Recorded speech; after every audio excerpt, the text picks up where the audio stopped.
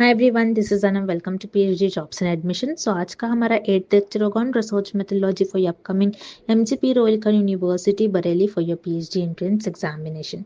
तो आज का हमारे इस लेक्चर में जो हम टाइप्स ऑफ रिसर्च स्टडी कर रहे थे, आज के इस लेक्चर में हम last type of research study करेंगे जो कि है कोरिलेशनल रिसर्च। इंपॉर्टेंट है एग्जाम पॉइंट ऑफ व्यू से। आपको 3 to 4 क्वेश्चंस आपको इस टॉपिक से एग्जामिनेशन में जनरली देखने मिलेगा, तो इन तक जरूर देखिएगा। बहुत इंपॉर्टेंट ये लेक्चर होगा। और साथ ही साथ जैसे कि आप स्क्रीन पर देख सकते हो, फॉर योर पेपर 1 आपके लिए कंप्लीट स्टडी मटेरियल लेकर आया विद 100% पासिंग गारंटी कि हमारे ही कोर्स से आपको एग्जामिनेशन में क्वेश्चंस देखने मिलेंगे। तो जिसके लिए नंबर वगैरह हमारा शो हो रहा है। ऐप पर हमारे डेमो लेक्चर्स वगैरह अवेलेबल है, डेमो स्टडी मटेरियल अवेलेबल है। वो देख करके आप हमारे ऐप के थ्रू भी स्टडी मटेरियल को एक्सेस कर सकते हो। लिंक वगैरह आपको नीचे डिस्क्रिप्शन बॉक्स में मिल जाएगा। 1 क्लिक में ही वहां से स्टडी मटेरियल को आप एक्सेस कर पाओगे। सो that's it and let's begin with the today's lecture. तो जैसे कि हम आपको जल्दी से यहाँ पर वीडियो स्टार्ट करने से पहले शॉर्ट में बता देते हैं कि आपको हम पेपर 1 के लिए जो कि आपका रिसर्च मेथोडोलॉजी होता है, उसमें आपको वीडियो लेक्चर्स प्रोवाइड करते हैं। नोट्स हमारे काफ़ी शॉर्ट नोट्स है, और जो नोट्स में इंपॉर्टेंट पॉइंट है, जो इंटरव्यू में भी आपको कई बार क्वेश्चंस पूछे जाते हैं, उनको हाईलाइट कर रखा है हमने। देन रिविजन पीडीएफ है जिसमें 1500 से भी ज़्यादा इंपॉर्टेंट क्वेश्चंस हमने कवर करा है। तो ये जो कंटेंट है हमारा, ये हमारा एक्सपर्ट्स के थ्रू हमने बनाया हुआ कंटेंट है, और 100% यहीं से आपको एग्जामिनेशन में क्वेश्चंस पूछे जाते हैं। तो काफ़ी सारे हमारे जो प्रीवियस बैच के स्टूडेंट्स थे, हमारा काफ़ी अच्छा रिजल्ट रहा है। हम आपको स्क्रीनशॉट भी दिखाएंगे उनके फीडबैक का कि किस तरीके से हमारे ही कंटेंट से उन्हें एग्जामिनेशन में क्वेश्चंस पूछे गए थे। तो अगर आप इंटरेस्टेड हो तो दिए गए स्क्रीन पर जो नंबर है आप हमें कॉन्टैक्ट कर सकते हो, या फिर हमारे ऐप के थ्रू भी स्टडी मटेरियल को एक्सेस कर सकते हो। लिंक आपको डिस्क्रिप्शन में मिल जाएगा। पेपर 1 के साथ साथ हम आपको पेपर 2 जो कि आपका सब्जेक्ट स्पेसिफिक होता है, जिसमें आप रिसर्च करोगे, जिसमें आप आपकी पीएचडी करोगे, स्पेशलाइजेशन करोगे, उसके लिए भी हम आपको काफ़ी सारे सब्जेक्ट के लिए भी स्टडी मटेरियल प्रोवाइड करते हैं। Again most expected MCQs and notes हम आपको यहाँ पर प्रोवाइड करेंगे, जिसके लिए स्क्रीन पर दिए गए नंबर पर आप हमें व्हाट्सएप के थ्रू कॉन्टैक्ट कर सकते हो। और ऐप के लिए लिंक हमारे नीचे डिस्क्रिप्शन में आपको मिल जाएगी, आप वहां से डेमो लेक्चर्स भी देख सकते हो। So that's it and let's begin with the MCQs. First question, the goal of correlational research is to. So students, इस क्वेश्चन में हमें फाइंड आउट करना है कोरिलेशनल रिसर्च का एम क्या होता है। So let's look at option A, to solve a specific problem. So here option is incorrect because in applied research में हम कोई प्रैक्टिकल प्रॉब्लम को सॉल्व करते हैं, और you can say specific problem को सॉल्व करते हैं, ना कि in correlational research. That's why here option A is incorrect. Then option B, describe the current status of phenomena. So again here option B is incorrect because in descriptive research में हम कोई भी phenomena और topic के current status को describe करते हैं, ना कि in correlational research. That's why here option B is incorrect. Then we have option C, to assess relationships between the variables. So here yes, option C is correct because correlational research का aim होता है कि कोई variables के बीच का relation find out करे। So here remember students, यहाँ पर आप name में मीनिंग देख रहे हो। correlational means कोई variables के बीच का relation। okay, so yes, जैसे फॉर एग्जाम्पल रिसर्चर को कोई वेरिएबल्स के बीच का रिलेशन फाइंड आउट करना है। सो यहाँ पर रिसर्चर क्या करेंगे, कोई भी पास्ट डेटा जो होता है, और you can say existing data जो होगा, उस डेटा को रिसर्चर ऑब्जर्व करेंगे with the help of statistical tool. Okay, so यहाँ पर रिसर्चर के पास ऑलरेडी डेटा होगा, और उस डेटा को रिसर्चर स्टैटिस्टिकल टूल मीन्स जो मैथमेटिक्स टूल से रिलेटेड होगा, जैसे ग्राफ्स और यू कैन से चार्ट्स के थ्रू।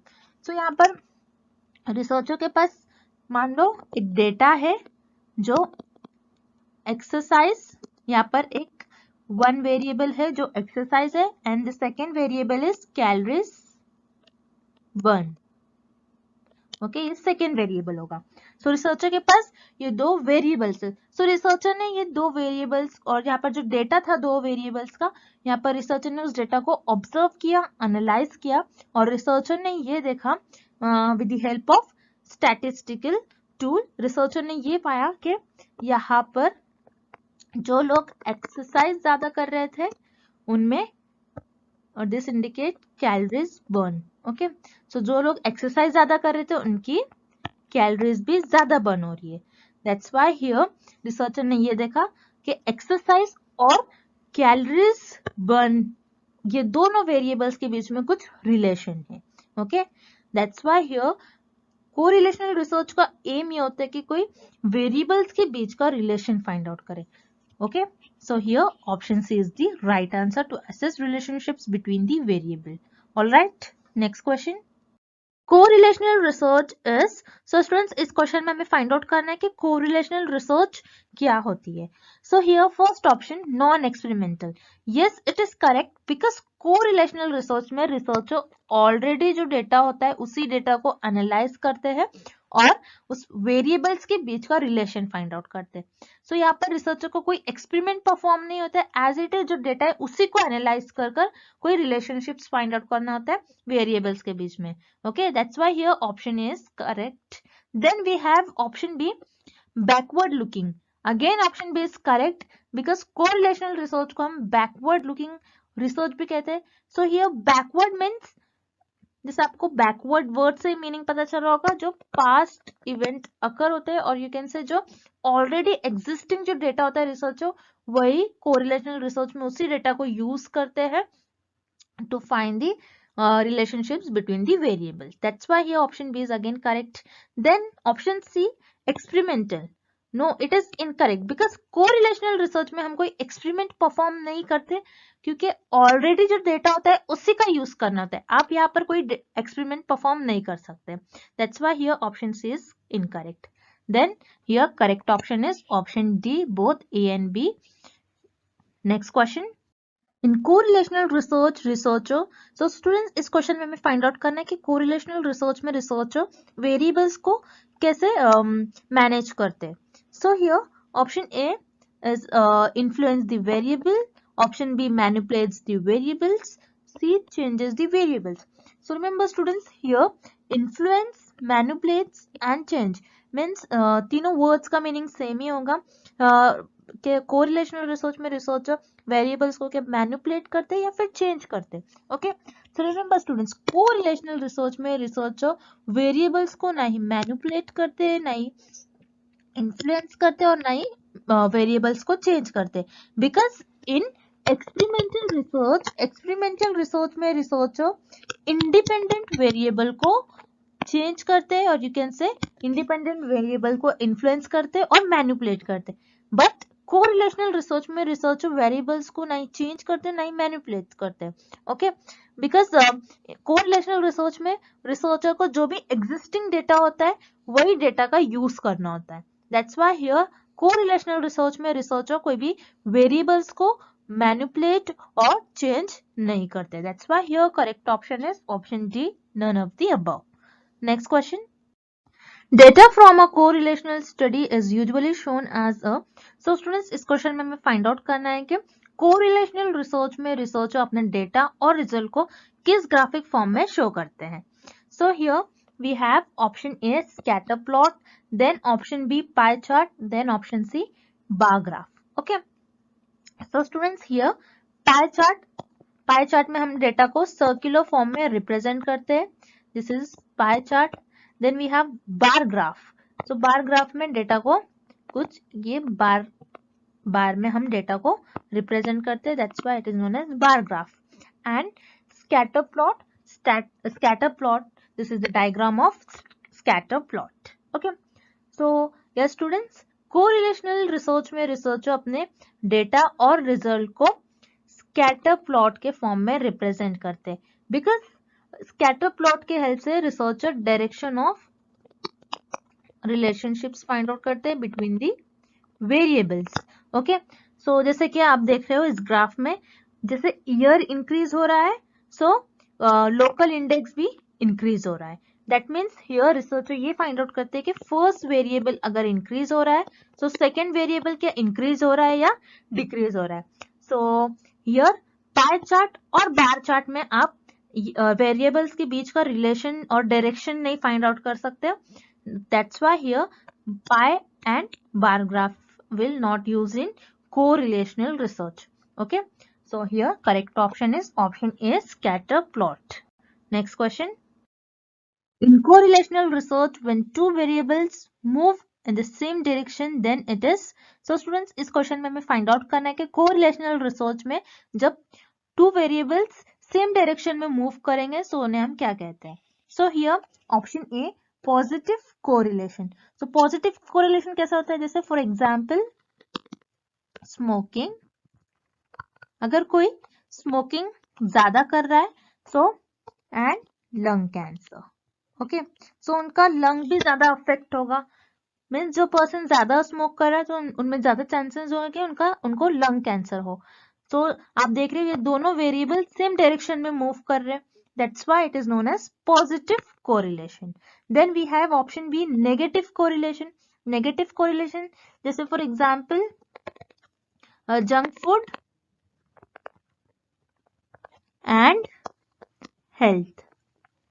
ओके, सो अगर आप ज्यादा जंक फूड खाते हो तो आपकी हेल्थ क्या हो जाएगी, आपकी हेल्थ डिक्रीज हो जाएंगे, हेल्थ में कुछ ना कुछ आपके प्रॉब्लम होंगे. सो आप देख रहे हो यहाँ पर आपका फर्स्ट वेरिएबल अपवर्ड डायरेक्शन में है एंड सेकेंड डाउनवर्ड डायरेक्शन में.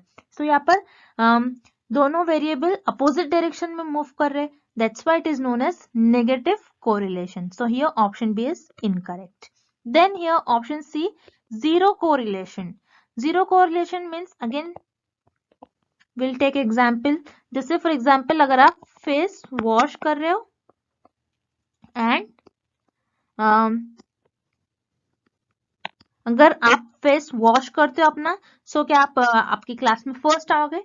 सो यहाँ पर फेस वॉश और क्लास में फर्स्ट आने से कुछ रिलेशन होगा क्या?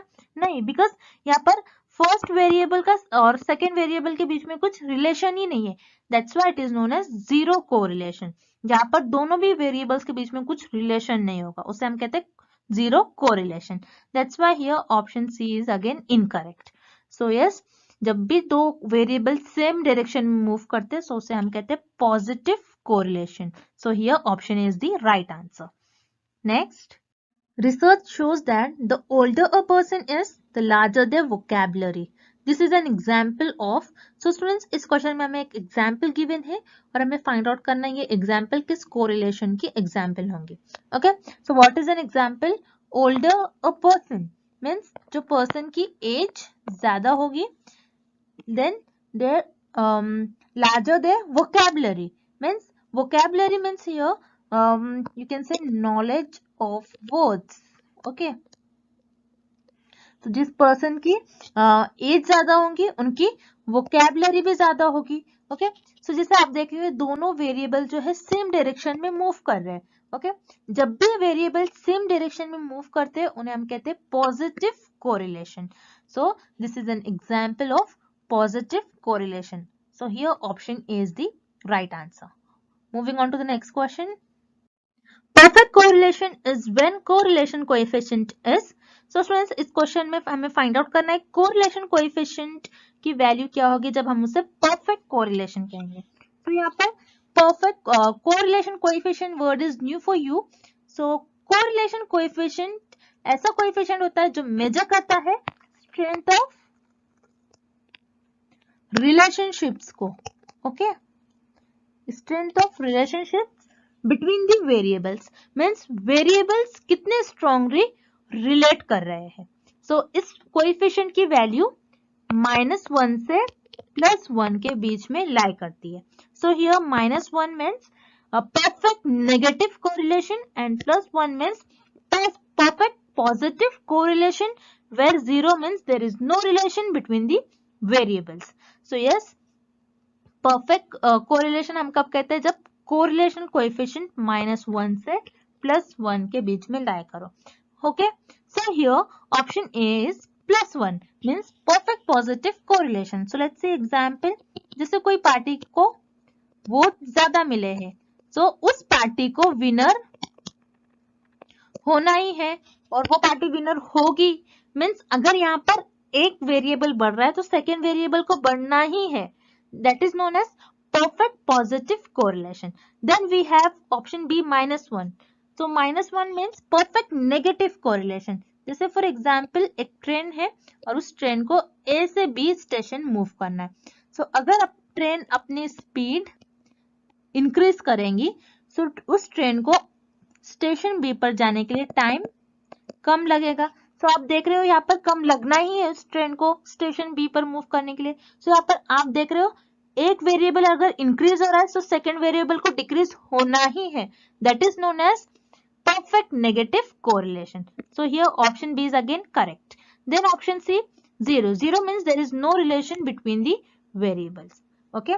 So here correct option is option D, both A and B. Next question. Which of the following statement is true about correlational research? So students, इस क्वेश्चन में हमें फाइंड आउट करना है कि कौन सा ऑप्शन करेक्ट है about correlational research. Okay. So here option A can demonstrate causation. So students, here causation means cause and effect. Okay. So remember students, correlational research cause and effect relationships describe नहीं करता है between the variables. Correlational research बस relation बताता है between the variables. Okay. जैसे for example, researcher ने कोई city में ये देखा कि समर में आइसक्रीम की सेल्स ज्यादा हो रही थी और उसी मंथ में क्राइम रेट भी ज्यादा हो रहा था. ओके. सो यहाँ पर आप ये नहीं कह सकते हो कि आइसक्रीम के ज्यादा सेल्स होने की वजह से क्राइम रेट इंक्रीज हो रहा है, बट यहाँ पर आप देख सकते हो आइसक्रीम एंड क्राइम रेट, यहाँ पर आइसक्रीम और क्राइम रेट के बीच में पॉजिटिव कोरिलेशन है, मीन्स एक वेरिएबल बढ़ रहा है तो सेकेंड भी इंक्रीज हो रहा है. सो यहाँ पर कॉज एंड इफेक्ट रिलेशनशिप नहीं हो रहा है. क्या आइसक्रीम की वजह से क्राइम रेट इंक्रीज हो रहा है? नहीं. हम यहाँ पर कोरिलेशनल रिसर्च में cause and effect relationship find out नहीं करते. So that is why correlation does not imply causality or causation. Okay. Correlational research जरूरी नहीं है कि cause and effect relationship show करे. That's why here option A is incorrect. Then we have option B is used to define the problem. So again option B is incorrect because हम किसी भी problem को define करते, understand करते in exploratory research, not in correlational research. That's why here again option B is incorrect.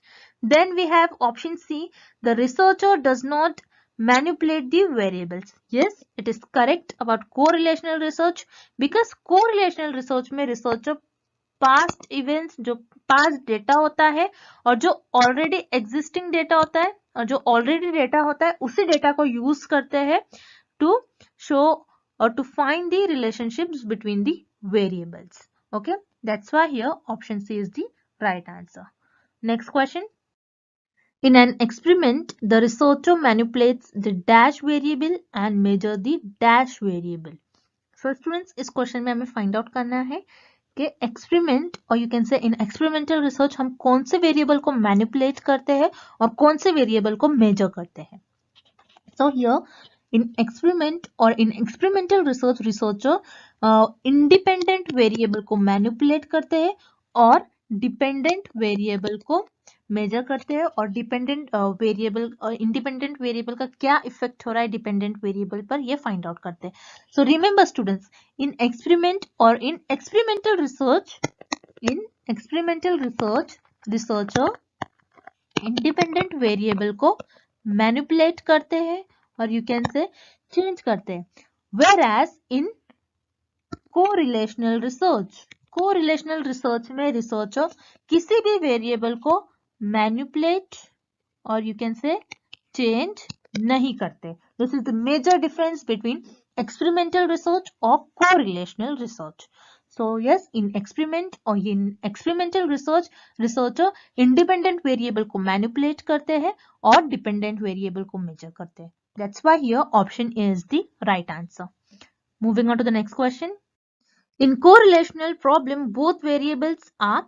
So students, इस question में हमें find out करना है correlation research में जो दोनों भी variables होते हैं वो कैसे होते हैं. So let's see option A, equal. No, it is incorrect because correlational research में variables equal हो ये जरूरी नहीं है. It is not necessary. That's why here option A is incorrect. Then option B, unknown. Again here option B is incorrect because correlational research में already हमारे पास data present होता है. That's why here option B is incorrect. Then here option C, fixed. Again option C is incorrect because आप correlational research में आप variable को fix नहीं कर सकते हो, अगर आप फिक्स करोगे सो वो कांस्टेंट हो जाएगा. That's why here option C is incorrect. Then we have option D random. Yes, it is correct. Correlational research में वेरिएबल्स रैंडम होते हैं और students remember this is very important point. This is the property of correlational research जहां पर variables random होते हैं. That's why here option D is the right answer. So students, I hope the concept of correlational research is clear to everyone, and thank you for watching this video. See you tomorrow with another video.